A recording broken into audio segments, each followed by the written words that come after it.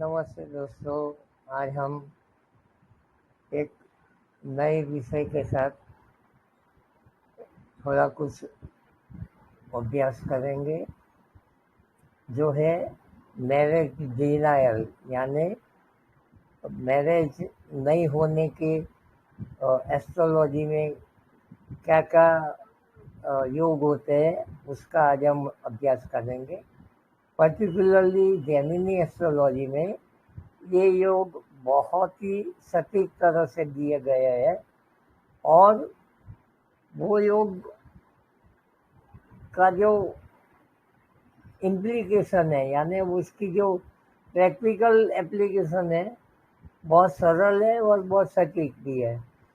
तो बहुत सारी कुंडलियों का अभ्यास करके आज हम वो देखेंगे वो कौन से रूल्स है जो हम अप्लाई कर सकते हैं और प्रैक्टिकल कुंडलियों में वो किस तरह से देखा जाता है। तो वो दोनों आज थ्योरी एंड प्रैक्टिस दोनों हम देखेंगे। तो सबसे पहले हम उनके कुछ रूल्स देखेंगे। तो जेमिनी एस्ट्रोलॉजी में डायरेक्ट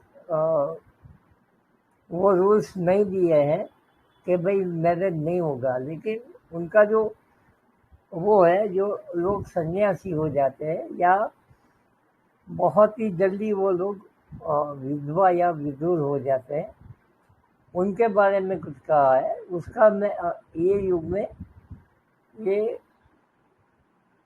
नो मैरिज योगा में हम ले सकते हैं या लेट मैरिज में।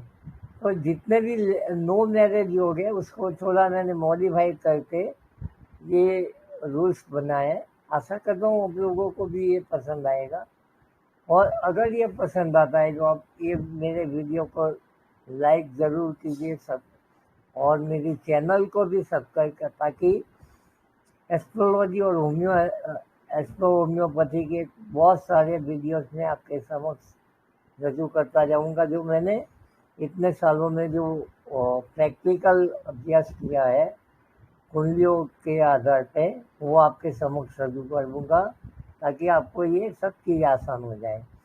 तो अब मूल विषय पे आते हैं, जिसमें लिखा गया है कि कब मैरिज योग नहीं होता है। तो जेमिनी एस्ट्रोलॉजी में सभी मैरिज के योग को उपपद लग्न से देखा जाता है। उपपद लग्न का यहाँ पर डेफिनेशन वो है जो 12वें घर का मालिक का जो पद होता है उसको हम उपपद लग्न बोलते हैं। यानी जो 12वां भाव का मालिक यहाँ बैठा है, तो वो जितने घर 12वें स्थान से आगे बढ़ा है, इतना ही स्थान आगे के जो स्थान होगा वो उपपद लग्न कहलाएगा। तो जैसे आरूढ़ लग्न का नियम है, ऐसे ही उपपद लग्न का नियम है।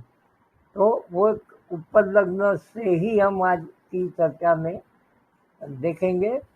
तो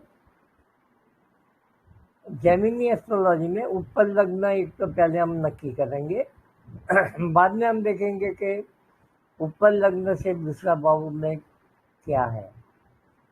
तो अगर उपपद लग्न में सूत्र में कहा गया है कि अगर उपपद लग्न में अगर कोई नीच का ग्रह पड़ा हो या वक्री, नीच का ग्रह बोला है, तो वो अगर पड़ा है तो वो सन्यासी हो जाता है या उसको विधवा या विधुर योग होता है, या मैं मॉडिफाई करके बोलता हूँ तो उसका लग्न होने के चांसेस कम हो जाते हैं।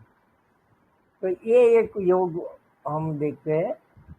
और आगे मॉडिफिकेशन में वो है कि अगर वो ऊपर लग्न से दूसरे भाव में अगर नीच का ग्रह भी, अगर कोई का ग्रह दृष्टि कर लेता है जेमिनी, तो वो हम भी मैरिज के योग को कम कर देता है।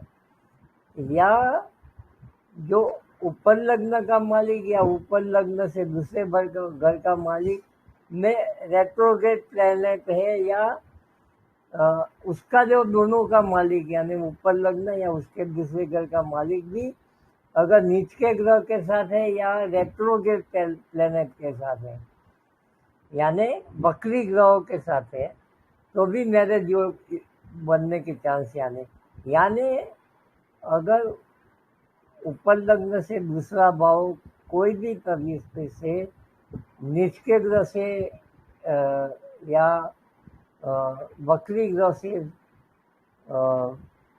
संबंध बना लेता है, तो मैरिज के योग बहुत ही कम हो जाते हैं और वो मैरिज कभी कभी डिनायल में भी चला जाता है। तो हम आज वो दर्शन कुंडलियों में देखेंगे। और दूसरा मैंने थोड़ा मॉडिफिकेशन किया कि जनरल कुंडली में अगर 7वें भाव यानी 7th हाउस, जो जन्म लग्न की कुंडली में 7वें भाव का जो मालिक अगर 7वें भाव में अगर वक्री ग्रह है या 7वें भाव का मालिक वक्री है या 7वें भाव का मालिक किसी वक्री ग्रह से जुड़ा हुआ होता है, तो भी लग्न के चांसेस कम हो जाते हैं। और दूसरा एक योग ये है कि कारक ग्रह, यानी अगर जो 7th भाव का मालिक, सप्तम भाव का कारक गुरु या वेनस, ये दोनों अगर वक्री है, तो भी पुरुषों में अगर ये दो ग्रह वक्री है तो भी मैरिज के चांसेस कम हो जाते हैं। या स्त्रियों में अगर गुरु या मंगल वक्री हो जाते हैं तो भी मैरिज के योग कम हो जाते हैं। तो ये सब रूल्स को मिला जुला के अगर एक या बहुत सारे योग एक मैंने बताए, उसमें से कई योग बनते हैं और मैरिज के योग कम हो जाते हैं।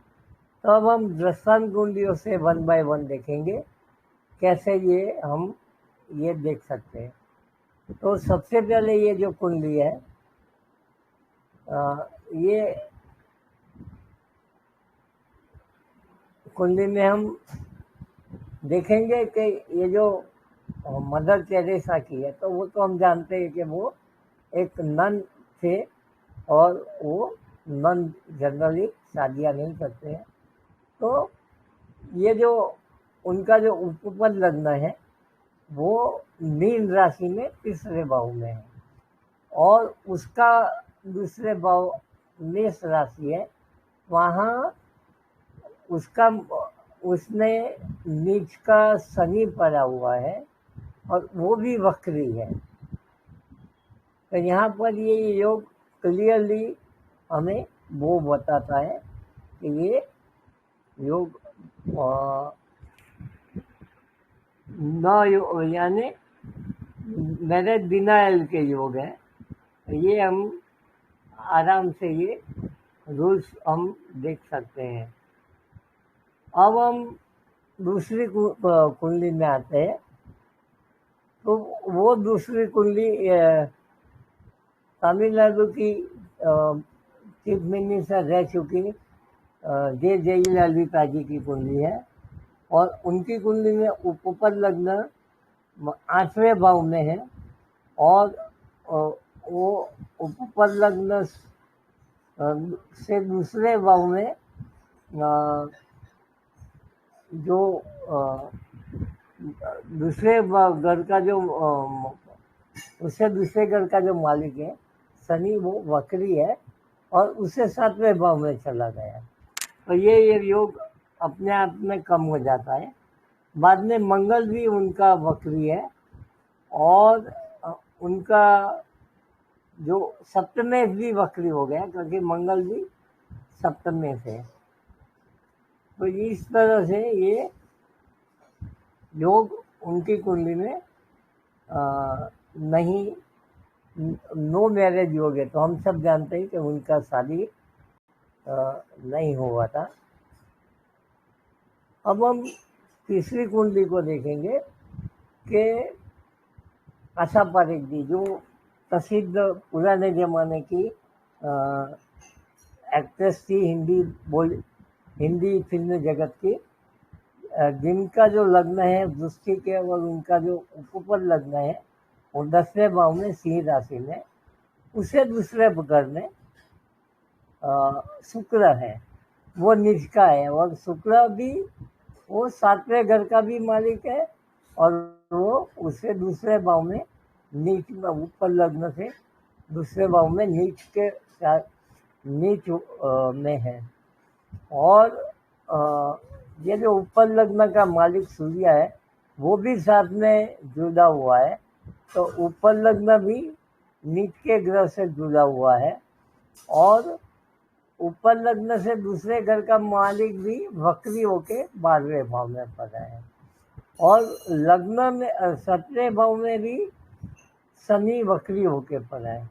तो ये 4-5 योग उनकी कुंडली में जो हमने डिस्कस किए वो यहाँ पर है। तो हम सब जानते हैं तो उनका भी मैरिज नहीं हुआ है और अभी वो 80 साल से भी ऊपर की उम्र हो रही है।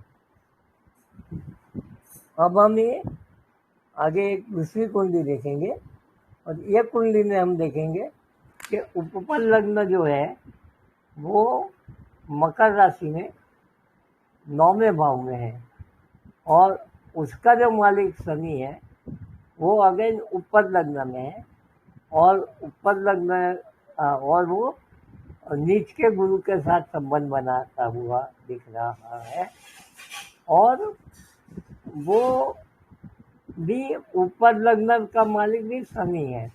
तो ऊपर लग्न और ऊपर लग्न से दूसरे भाव का मालिक जो है वो दोनों नीच के गुरु के साथ जुड़ा हुआ है, और 7वें घर में भी नीच का ग्रह पड़ा हुआ है, और वो 7वें घर से भी वो एक ऊपर लग्न को दृष्टि कर रहा है, जेमिनी दृष्टि कर रहा है। तो यहाँ पर भी बहुत सारे ये सिंपल से रूल है, लेकिन ये लागू होते हैं, तो ये इसमें भी मैरिज नहीं हुआ है। अब हम दूसरे प्रसिद्ध फिल्मी जगत के कलाकार सलमान खान की कुंडली देखेंगे। तो सलमान खान की कुंडली हम सब जानते हैं कि उनका भी अभी तक शादी नहीं हुआ है, तो उनका जो ऊपर लग्न है वो यहाँ पर तीसरे घर में मिथुन राशि में है, और यहाँ पर वक्री गुरु यहाँ पर पड़ा है। तो दो तरह से ये कुंडली अफ्लिक्टेड हो गई है। एक तो ऊपर लग्न में ही वक्री ग्रह पड़ा है, और गुरु जो कारक है वो भी वक्री होके यहाँ पर पड़ा है। तो ये दोनों है। तो दोस्तों इस तरह से हम बहुत सारी कुंडलियों में देख सकते हैं कि लगभग आपके पास कोई भी जातक आता है तो आप ये कॉम्बिनेशन देखें तो लग्न का डिनायल के चांसेस बढ़ जाते हैं।